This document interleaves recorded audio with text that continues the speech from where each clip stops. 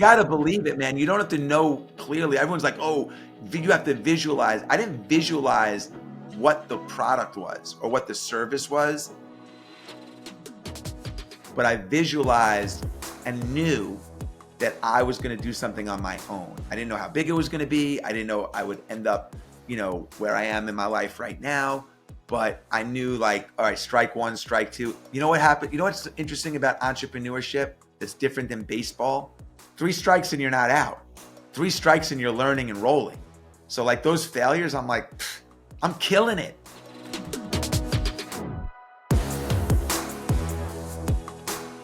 Welcome to In Search of Excellence, where we meet entrepreneurs, CEOs, entertainers, athletes, motivational speakers, and trailblazers of excellence with incredible stories from all walks of life. My name is Randall Kaplan.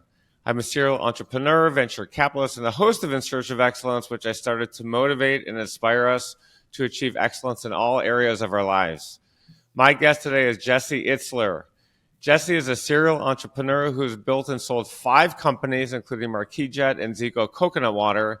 He is an Emmy Award winner, a former rapper and former manager of Run DMC, a globally recognized keynote speaker, and a part owner of the Atlanta Hawks NBA basketball team. He's also an passionate endurance athlete who has run more than 35,000 miles over the last 25 years, including 50-plus marathons.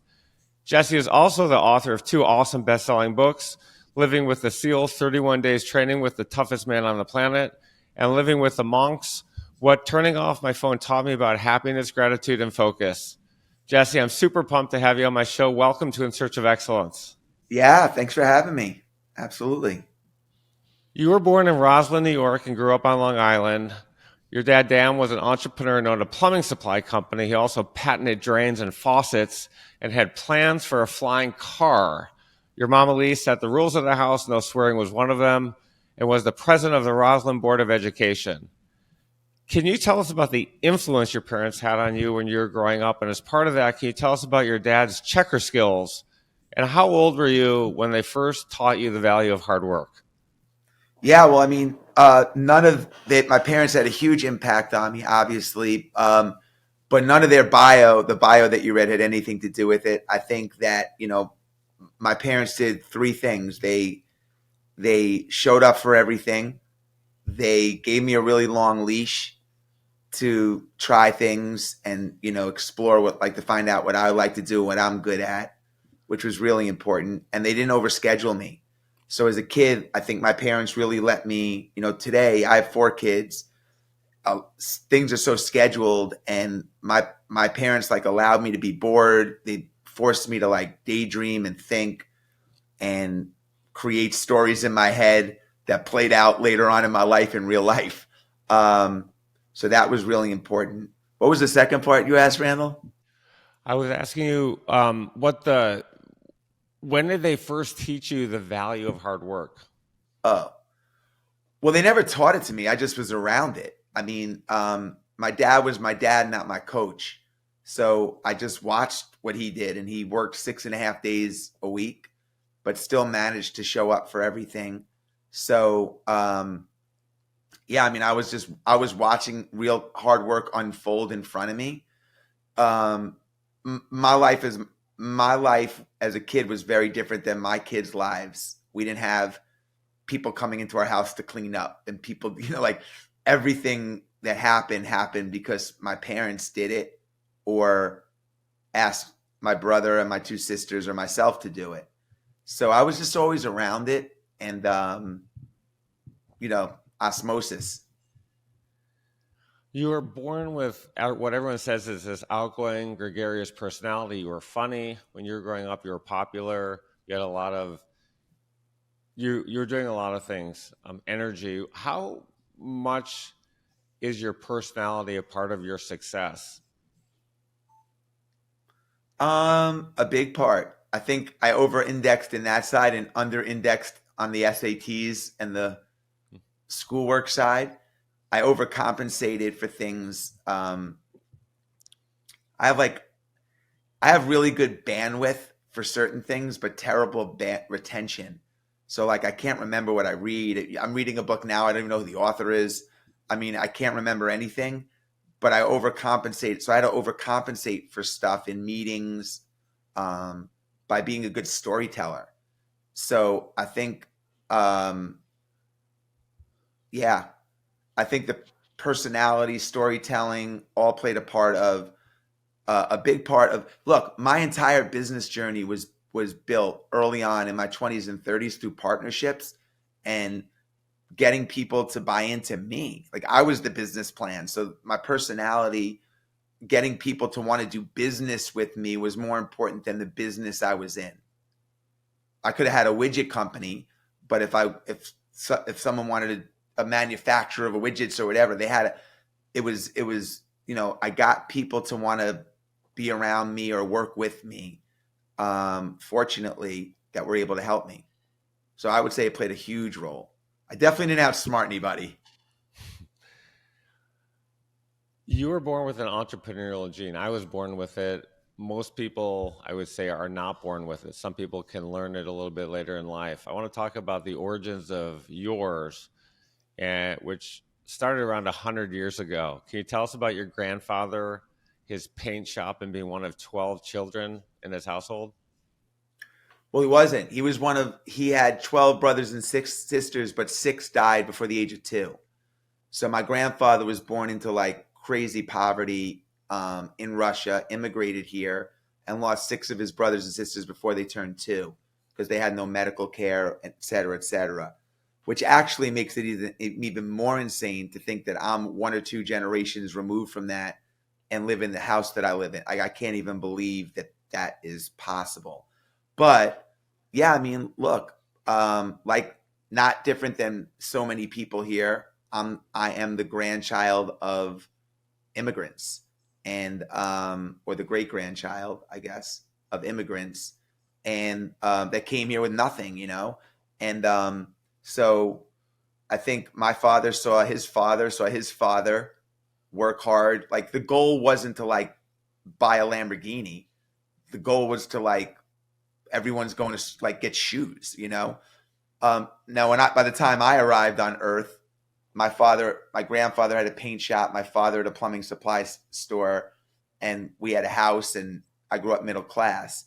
But the stories and the traditions and the expectation was already set. You mentioned you weren't the best student. I think I read somewhere you graduated with a 3.0 from American University. So many people today, and I tell my own kids this, I have 5 kids, that education is the best investment we can make in ourselves. On the flip side, a lot of people say, why do we need to go to college? What's your advice to those who are entrepreneurs or are parents who have kids that are, should they go to college? Is it all that's cracked up to be, and is it worth it? Well, I needed college. I needed college not for the classes that I took, although quite honestly, some of the classes that I took really impacted me, like public speaking I took in college and really had an impact on me. But I needed college I wasn't ready to go to the pros. I needed to get my habits, routines. I needed more independence. I needed to figure things out by myself. I needed to experience disappointment. Like I needed 4 years of all that, and that's what college gave me.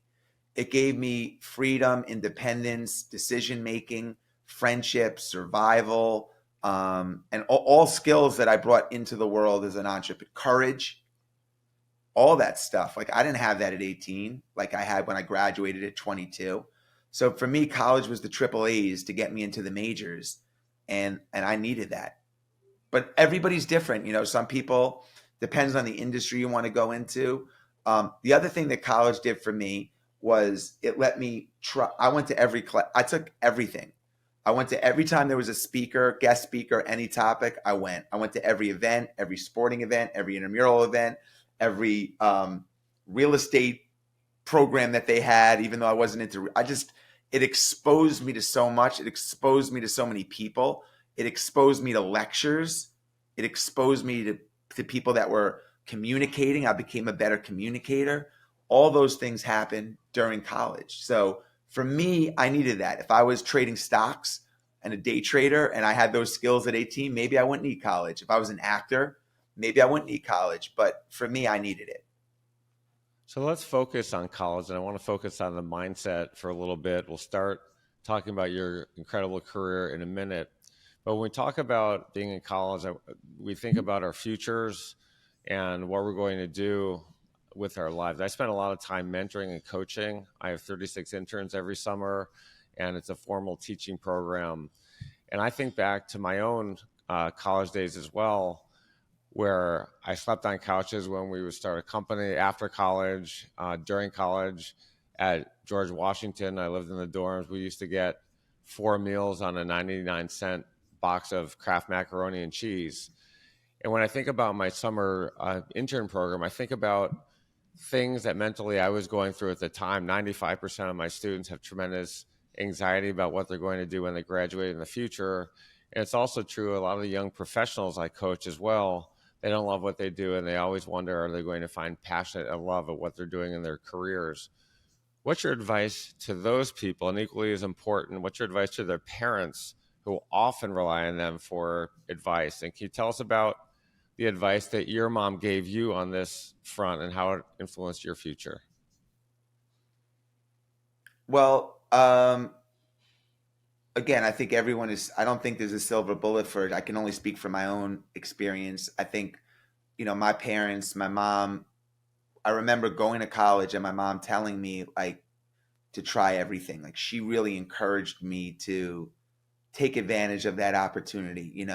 So, I was also super aware of like that college is only 4 years. So I was aware that like I had a very limited amount of time. And by the way, like you're gone, what, May through September or whatever. Like it's only 6 months, however long it is, times four. It's not that long. And I was aware of that. So like I was aware that I really try, and I still live my life like that, aware of like time and urgency. So I was really I went into school not like, oh, I'm going to school, man, I'm going to be in a fraternity and all that. Just really like with open eyes. And my mom encouraged. So my mom played a big part of that for sure. My dad too, in just and then also not directly answering your question, but my parents again, like if I wanted to, they let me do whatever I wanted to do. Like there was no like, is that's not a good idea. That's not a good idea. Didn't come out of my parents' mouth. It was like, yeah, go see if you like that. They really encourage curiosity. So let's move on to the start of your incredible career. It actually started in college. Can you tell us about Dana Dane and Mike Ross, 30-footer in your face, Shake It Like a Girl, Snoop and Warren G, and In Search of Excellence? How important is it to find a way to get our foot in the door? And what's your advice for anybody out there who say to themselves that getting a meeting with the CEO of a huge company or even a venture capital firm like Sequoia is almost impossible? So why should we even try?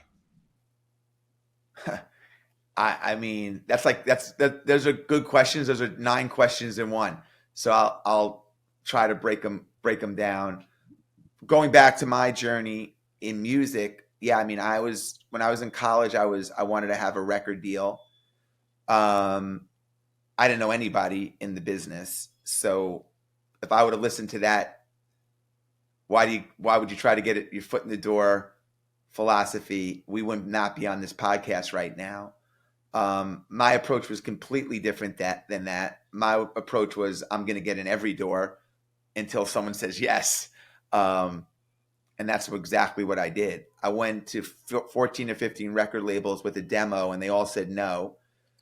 Sometimes those meetings happen just by waiting in the lobby or going to restaurants where I knew that executives went, etc. Or going to someone that knew someone that knew someone that knew someone that did me a favor, that got me a meeting with someone that might know the someone that could make a decision. But then I did get a yes. I went to a record label called Delicious Vinyl in California with my demo. And I knew that the owner of the company liked this rapper named Dana Dane. And when I called to try to get an appointment, I said I was friends with Dana, which I was, sort of. And they thought I was Dana. And they set up a meeting thinking that Dana was going to meet this guy, Mike Ross, who owned the record company, and Mike was going to meet his favorite rapper, except he got me. But by the end of that 30 meeting, he also got, I got a deal. So I was able to play my demo and got a deal. Getting your foot in the door, if you can't get your foot in the door, that's basically a non-starter. I'm a big believer also of getting your foot in the door and then figuring the rest out later. So like, I just remember saying like when so many times in my life when I had a product or a service, like this is not true, but I'll use it as an example. Like if I could get my foot in the door of Coca-Cola and as an intern, if I could get there selling them this pen, then there's going to be an opportunity for me to sell Coca-Cola something a lot bigger down the road. Like I just got to get in there. Let me meet people. Let me get in the system. I need to be in the system human. And if I'm in the system, I think I can create luck and I can create opportunity. I'm really good at taking advantage of that window when I get it. So terrible at grades, not terrible, but I'm average at everything, above average of getting my foot in the door, exceptional of taking advantage of the opportunity. Are you looking for your next great gift to surprise a friend, colleague, or loved one? Bliss Beaches makes the perfect gift. This best-selling bright and beautiful coffee table book by Randall Kaplan features stunning drone photography from exotic beach locations around the world. It's the perfect housewarming gift, a great addition to any home or office, and a fun and creative alternative to bringing a bottle of wine to somebody's house for dinner. Bliss Beaches is available for purchase on Amazon, where it has glowing reviews and a 5-star rating. Get your next amazing gift and order a copy of Bliss Beaches by clicking the link in our show notes. Sometimes we have a passion for things and we have goals for what we want to do with our lives, but despite our incredible efforts, Herculean efforts over the course of many years, things just don't work out. I teach something called extreme preparation, which we're going to talk about in a few minutes. And one of the steps is called preparing to persist. And as part of preparing to persist, I also teach people that when we have a temporary roadblock and something doesn't work out exactly like we wanted to, it could be a career choice or on a much smaller level, it could be not getting an important deal or a lucrative sale. I coach people that when they have a setback or disappointment, they should think of this as a temporary roadblock and not the end of the road. And instead, they should think of it as the beginning of a new road. And although we can't see it at that exact moment when it's happening, our greatest disappointments sometimes turn into our biggest opportunities. Can you tell us about how you slept on couches, Turbo Bubblegum, a company called In the Pain Clothing, the song Go New York Go, how you got into the Jingles business, and Melissa and Luke Katz? That sums up my 20s. Yeah, I think I started out in the music business doing jingles and theme songs for sports teams. My first challenge, my business model was write a jingle, a commercial on spec for a company, let's say the New York Yankees, cold call them to try to get a meeting, which was really hard to do. And then if I got a meeting, play the song and hope that they would pay me for the song that I wrote for them more than it cost me to be in the studio. And that was what I was doing for a big part of my 20s. And I ran out of money to go in the studio and write these demos for sports teams. And I was living on a couch at the time. I lived on about 18 different couches. I wasn't homeless, but I had no revenue, no money. I didn't want to go to my parents, although I probably could on some level. I made a pact to myself when I graduated college, I was on my own, and I wanted to honor that.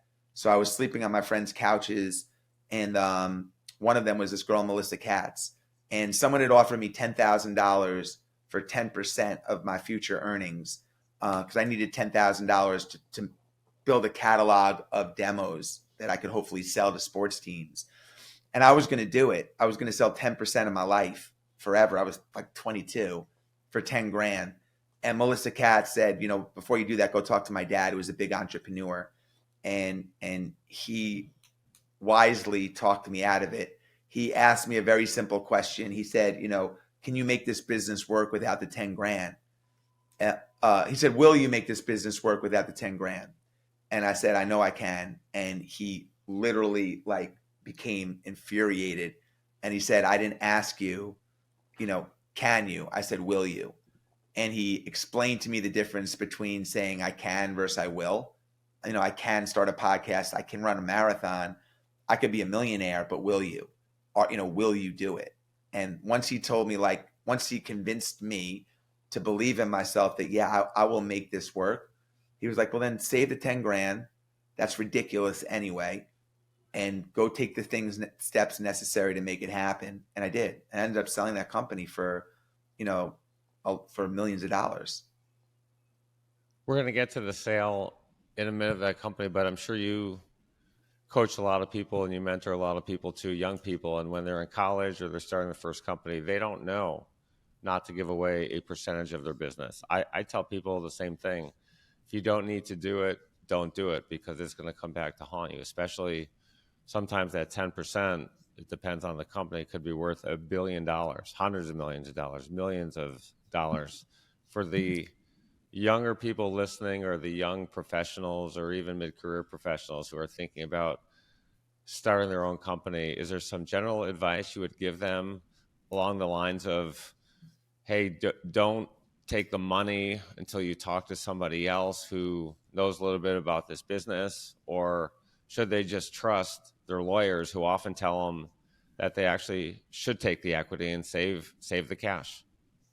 I think it depends on the circumstance. I mean, some businesses require money. We couldn't have started Marquis Jet, one of my companies, without capital. Some businesses, you don't have a choice. I think you have to realize that taking money in comes with a lot of responsibility and pressure, and you have other people's money. I have a business right now that's not doing great, but it's all my money. So it sucks, but all that pressure of outside investors is off the table.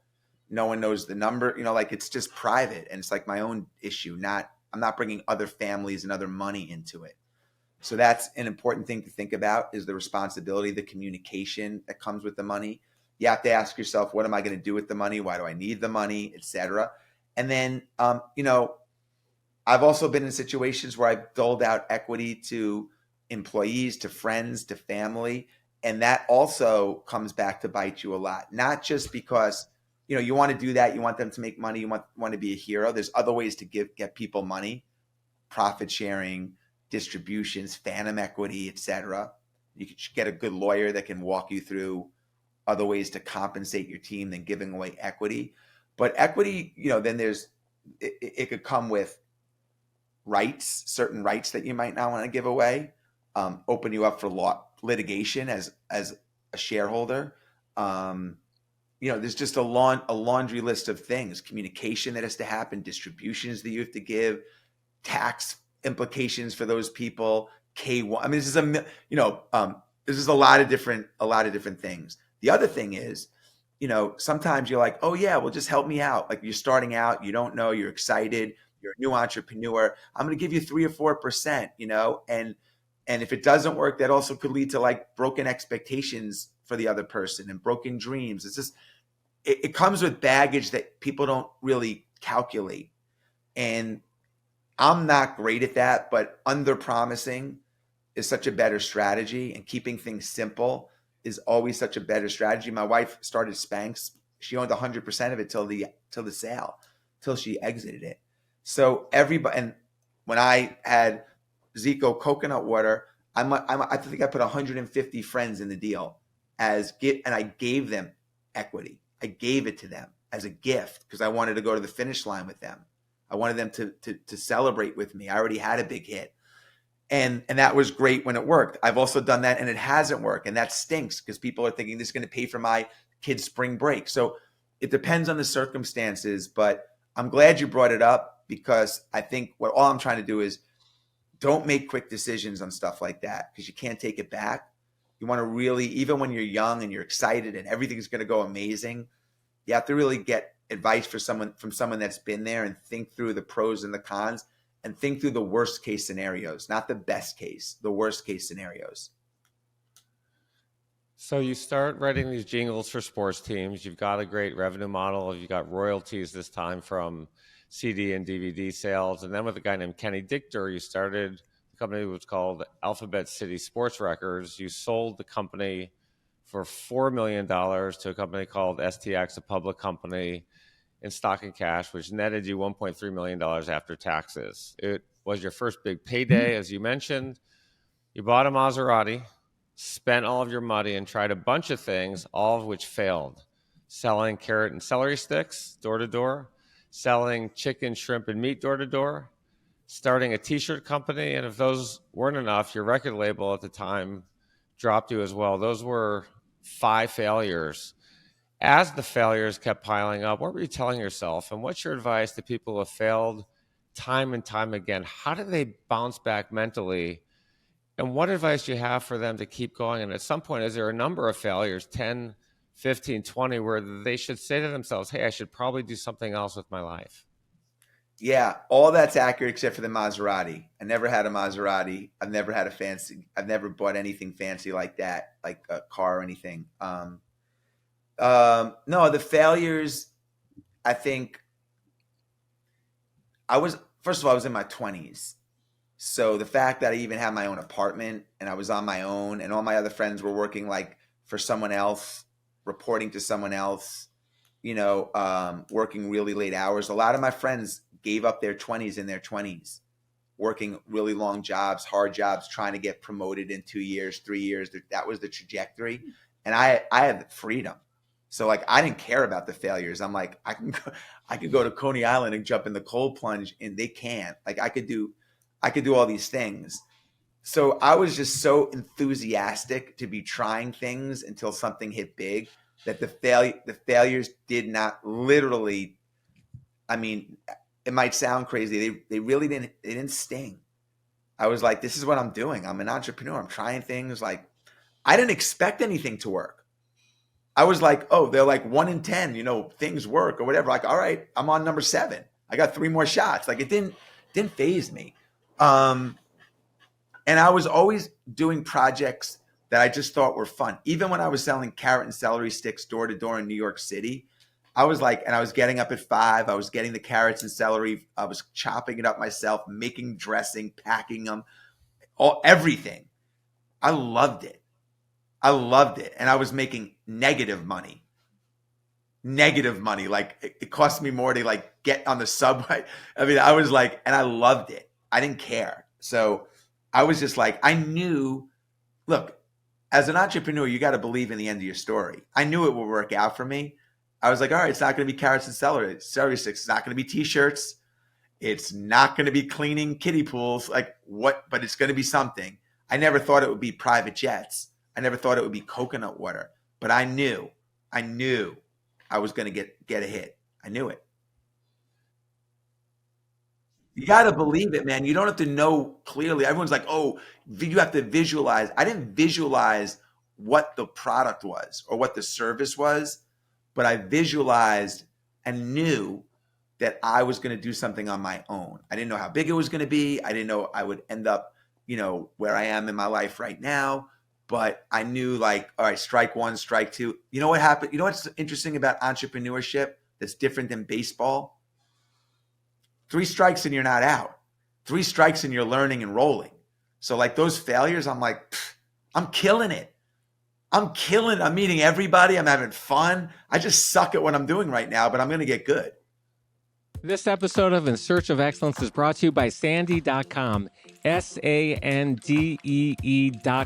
We're a Yelp for beaches and have created the world's most comprehensive beach resource by cataloging more than 100 categories of information for every beach in the world, more than 100,000 beaches in 212 countries. Sandee.com provides beachgoers around the world with detailed, comprehensive, and easy-to-use information to help them plan their perfect beach getaway at home and abroad, and to make sure you're never disappointed by a beach visit again. Plan the perfect beach trip today by visiting Sandee.com. That's www.sandee.com. The link is in our show notes. Stay sandy, my friends. It's so interesting because in the venture capital business, if you hit 3 out of 10, you're in the Hall of Fame. And what you're saying, it's very similar, except that there's an unlimited number just to keep going and going. But is there a limit where people should just say to themselves, I'm stopping, I'm just not good at this? Is there a limit where people could say I'm not good at this and they just stop? Meaning I failed 10, Yeah, 15, no, I 20 get it. I times. get it. Yeah. I mean, I love that because I think most people think that there's a limit, and that for me, that fortunately they do, because it weeded out 97% of the competition. I think I am where I am just because I kept going despite the failures. If I would have stopped when I was looking for a record deal after 10, let's say that was the limit, 10 no's, I would never have gotten a record deal. My book, 13 publishers passed on Living with a Seal, 14. Number 14 gave me a deal. I went to multiple distributors, multiple people for coconut water. No, no, no, no, no, no. I mean, every single time it's been the same thing. So I don't think there's a limit. The limit, I think, depends on what your tolerance is for embarrassment. But I never got embarrassed by my failures. Even today, if I have a business right now that's not working and I were to shut it down, I could not care less what the outside world were to think about that. Maybe that's because I'm a little bit older, but even when I was younger, I was like, I always it always made me laugh because the people that would be critical were the people that never had the courage to do it, or they were the people that never had the guts to do it, or they're the people that were miserable at their job. But no entrepreneur came over to me and was like, "Oh my God, I can't believe you tried that and it didn't work." I never got that from Warren Buffett's not running around to people, scolding them for trying to have their own business, that didn't work. But the people that never did are. So we all have different paths to success. We all have different ingredients that led to our own success. So let's switch gears and talk about the value of relationships. Can you tell us about your first private jet flight, a man named Jim Jacobs, and getting his daughter on stage with Christy Aguilera at one of her concerts as a backup singer for her Sweet 16, Warren Buffett, and finally, how and why your 8-person focus group was 100 times more effective than any PowerPoint you could have created, and how you created a company in the industry you knew absolutely nothing about and grew it to $5 billion in sales in only 10 years. Okay. Yeah.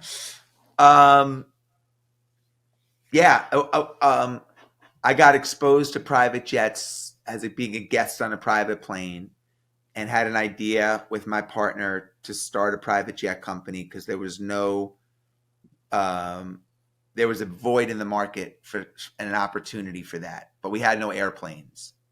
So I got a meeting with, again, get your foot in the door, through a guy with a guy named Jim Jacobs that was the president of the largest private jet company in the world called NetJets, owned by Warren Buffett, 650 planes in the fleet.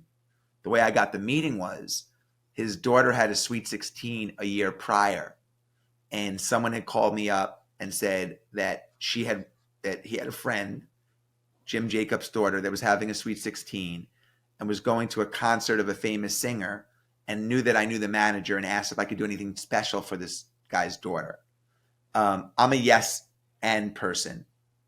I'm not a no person. So when someone asks me, can I do something? It's always like, yes. And when do you need it done by? So no strings. I was able to do that. I got his daughter on stage with this famous singer at the concert as a backup singer with the mic off.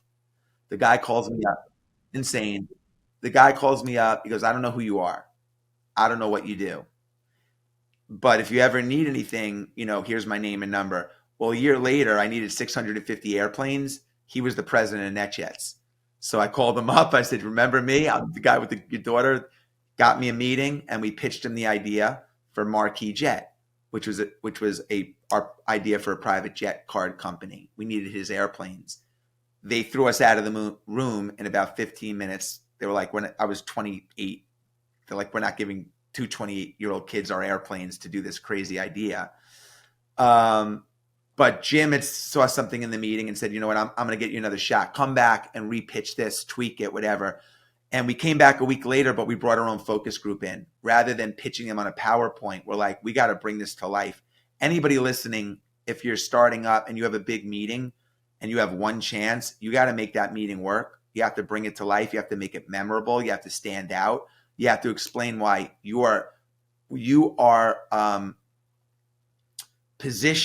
uniquely positioned to make your idea, product, or service work. So we brought in our own focus group who explained what we had, like Carl Banks from the Giants, Run from Run DMC, who's in this picture behind me. And one by one, they stood up and explained why our company would work, and we left with a deal. A year later, we were like bigger than NetJets from a customer perspective, I think. Maybe I don't remember revenue customer. But anyway, we ended up building a $5 billion company.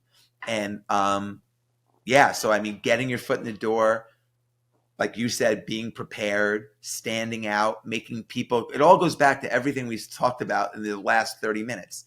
Likability, they liked us in the meeting enough to be partners with us. We got our foot in a meeting in the door. We were prepared. We stood out. We took a chance. All those things happened, and we left with a deal. And then we had to get good at what we did, and that took some time. But ultimately, we got really good at it. Thanks for listening to part one of my amazing conversation with Jesse Itzler, one of the greatest entrepreneurs of our day. Be sure to tune in next week for part two of my awesome conversation with Jesse.